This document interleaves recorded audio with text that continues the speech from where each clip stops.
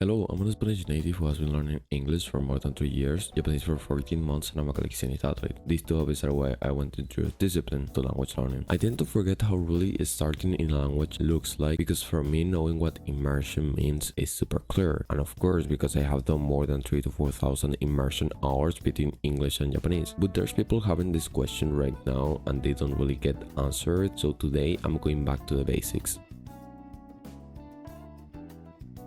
Comprehensive input is the natural way in which we learn languages, and one of its first pioneers was Stephen Krashen. Since you are human and you can communicate, you have already done a good amount of comprehensive input when you were a baby. How did you specifically do it? Simple. When your father or mother came and talked to you for the first time when you were a baby, probably they said something like, "Here's Papa," or "Here's Mama," or "Here's Dad," or "Here's Mom." If almost the only word you hear when your father talks to you is Papa, Father, Dad, of course that will probably be one of the words that you start saying before you start talking fluently. Now, to make the input comprehensible, you need to have a piece of context, which in the last example was your father, but it could be reading a synthesis of the episode, watching a summary of the anime or series in YouTube, reading the title of the video or the anime, so whatever that could give you a little bit of context to make your input just way easier to understand. Another example would be that if I tell you esos lentes te quedan bien, but I literally don't say anything and I don't give you any context, you will not understand anything. But if I told you esos lentes te quedan bien, but now I put a picture of a person with glasses and I put an arrow marking the glasses, you can guess that if the word lentes was in the two sentences and I mark with an arrow the glasses, well then lentes means glasses.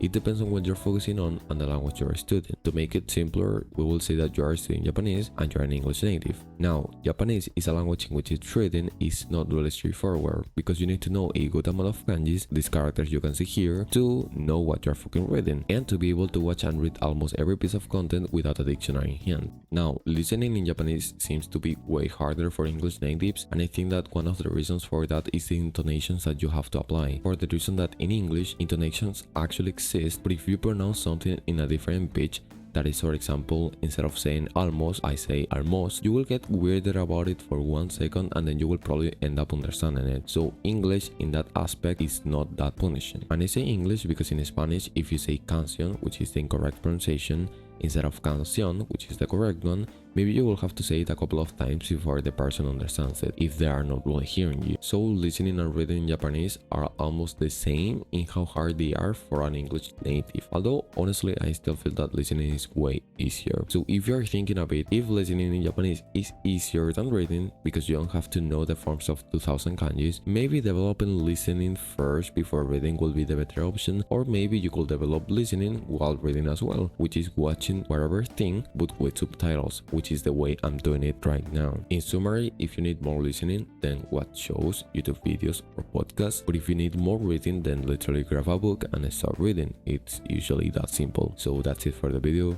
Be sure to give me a like and subscribe to my channel if you want to have more discipline, language learning friends. Thank you very much.